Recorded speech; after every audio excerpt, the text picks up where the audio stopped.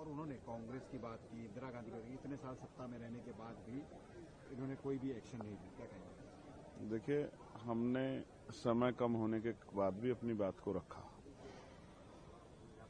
और कई सारे सवाल खड़े किए जिनको गृह मंत्री जी को जवाब देना।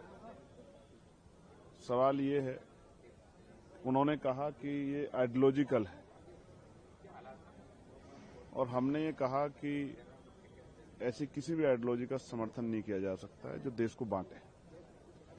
हम फूले साहू अंबेडकर को मानने वाले लोग हैं। हम लोग संविधान को प्रायोरिटी देते हैं, कलम को शक्ति मानते हैं, बंदूक को शक्ति नहीं मानते।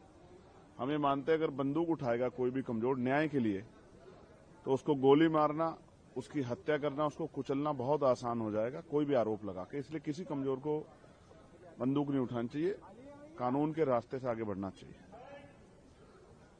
और बड़ी सवाल ये है, जिस पैरामिलिट्री फोर्स ने इस नक्सल मूवमेंट की कमर तोड़ी है, उस पैरामिलिट्री फोर्स के लिए हमने आवाज उठाई कि उनको शहीद होने पे, शहादत जब उनकी हो जाती तो उनको शहीद का दर्जा मिलना चाहिए। उनको उसी तरह जैसे सेना के जवान को सम्मान मिलता है उस तरह सम्मान मिलना चाहिए और उनकी पुरानी पेंशन बहाल की जानी चाहिए। इस मांग को भी सरकार सुने। अभी असिस्टेंट कमांडर जो हैं अजय मलिक, उनका नक्सल ऑपरेशन पैर उड़ गया, उनकी प्रमोशन की मांग थी, उस मांग को भी सरकार सुने।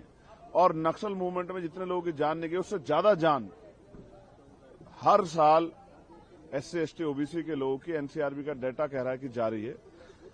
दलित, आदिवासी, पिछड़े, अपराध मुक्त भारत कब होगा, इसका जवाब भी सरकार को देना चाहिए और आदरणीय होम मिनिस्टर को देना चाहिए। ये सवाल भी हमने उनसे पूछा। बड़े सवाल हैं।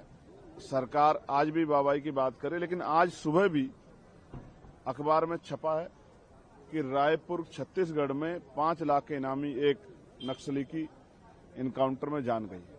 हम तो चाहते हैं नक्सल मुक्त भारत बने, लेकिन वो उसके नाम पे किसी निर्दोष की हत्या ना हो, इस बात का ध्यान भी सरकार को रखना है। तो बहुत सारे सवाल हैं और जवाब सरकार को देना है। कल के बाद पता लगेगा कि अगर भविष्य में ऐसी घटना नहीं होती तो माना जाएगा कि सरकार ने ठोस कदम उठाए, अदरवाइज माना जाएगा सरकार ने वाहवाही लूटने के लिए सारे